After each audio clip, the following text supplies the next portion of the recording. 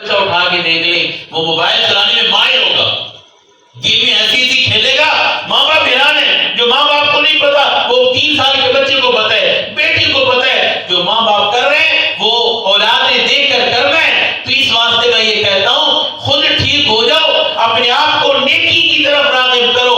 باپ بھی نمازی ہو، ماں بھی نماز پڑھنے والی ہو، باپ بھی نیکی کا کام کرے، ماں بھی نیکی کا کام کرنے والی ہو، باپ بھی تہجد گزار ہو، ماں بھی تہجد گزار ہو، باپ بھی قرآن پڑھنے والا ہو، ماں بھی قرآن پڑھنے والی ہو، گھر میں ماں بھی نوافل کی کثرت کرے، گھر میں باپ بھی جا کر نفل پڑھے، تو خدا کی قسم اولاد جب ماں کو دیکھے گی، باپ کو دیکھے گی کہ یہ مصلے پہ کھڑے ہیں، نماز پڑھ رہے ہیں، تو ایک دن آئے گا اولاد بھی مصلی بچھا کے نماز پڑھے گی۔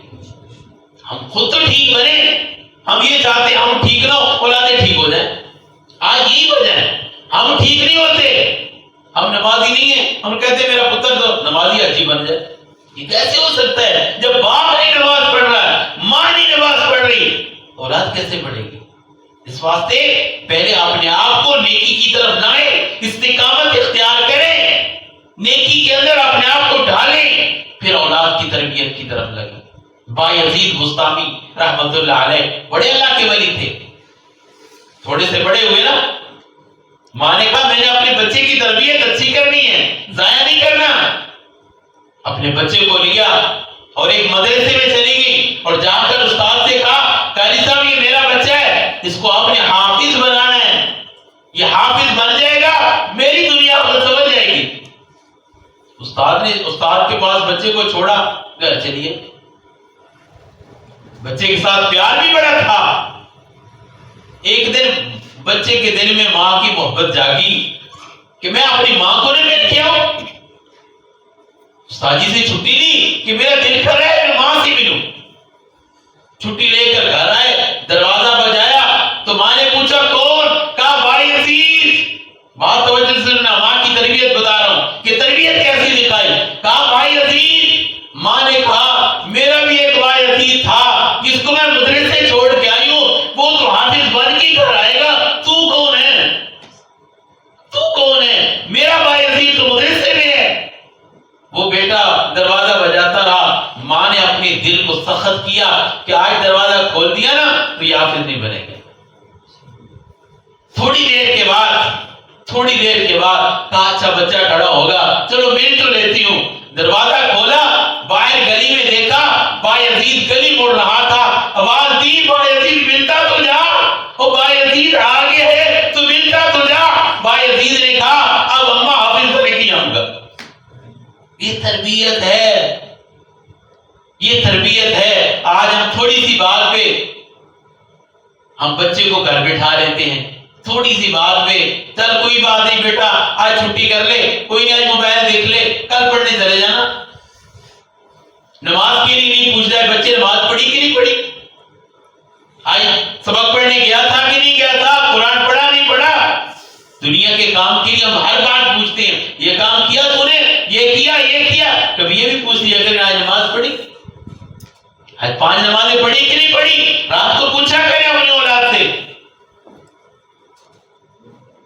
خواجہ قطب الدین بختیار کاکی رحمت اللہ علیہ بڑے اللہ کے ولی گزرے، ان کی ماں کا تربیت کا عجیب انداز تھا۔ بچہ بڑا ہوا، مدرسے لے گئے، قاری صاحب کے پاس بچے کو چھوڑا، داخل کروایا مدرسے۔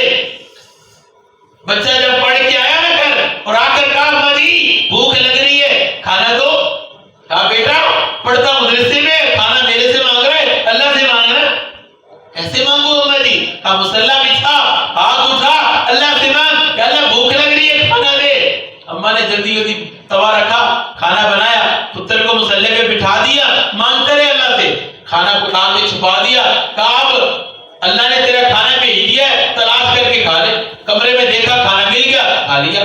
کہا روزانہ کا یہی معمول بنا لے، آج کے بعد کھانا میرے سے نہیں مانگنا، جو کھانا دیتا ہے اس سے مانگنا ہے۔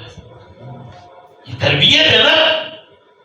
پھر بیٹا روزانہ آتا، مدرسے سے چھٹی ہوتی گھر آتا، مصلی بچھاتا، اماں پہلے بنا کے رکھ دیتی تھی تاکہ اس کا یقین اللہ کے ذات بن جائے۔ ایک دن ماں رشتہ داروں کے گھر چلی گئی، بچہ مدرسے سے آیا، ماں لیٹ ہوگی، اب یہ آیا مصلی بچھایا اللہ سے مانگ رہے اور ماں جلدی جلدی برقع پہن کے بھاگ رہی ہے کہ آج بچے کا کہیں ایمان نہ خراب ہو جائے، یقین نہ خراب ہو جائے، رو رو کے اللہ سے دعا بھی کر رہی ہے یا اللہ میری محبت کی کوئی پرواہ نہیں، کہیں تیرے سے تعلق نہ توڑ بیٹھے، یا اللہ اس کی مدد کرنا۔ جلدی جلدی آئی، دروازہ کھولا تو دیکھ ابا یزید سویا ہوا ہے، قطب الدین بختیار کاکی سوئے ہوئے، آ کر اٹھایا، سینے سے لگایا، پتر بھوک تو بڑی لگ رہی ہوگی، کہا نہیں اماں جی میں آیا، مصلی بچھایا، دعا مانگی، کھانا ملا، لیکن ایک بات بتا، 7 سال سے کھانا کھا رہا ہوں اسی طرح جتنا کھانے کا آج مزہ آج تک آئے گی۔ یہ یقین تھا، اللہ نے بھی یقین توڑا نہیں، پھر جنت سے کھانا آیا اس کے لیے۔ تو میرے بھائیوں یہ تربیت ہے، اسی طرح تربیت کیا کریں، بچوں کو اللہ کا یقین سکھائیں، نمازی بنائیں، ان کی تربیت کریں، سچ اور جھوٹ بتائیں کہ بیٹا کبھی جھوٹ نہیں بولنا۔ شاہ عبد القادر جیلانی رحمت اللہ علیہ بڑے اللہ کے نیک ولی گزرے، بچپن میں ماں نے مدرسے کی طرف بھیجا، ایک قافلہ جا رہا تھا، اس قافلے میں ساتھ بھیجا اور جو کپڑے پہنائے ان کپڑوں کے اندر پیسے سلائی کر دیے۔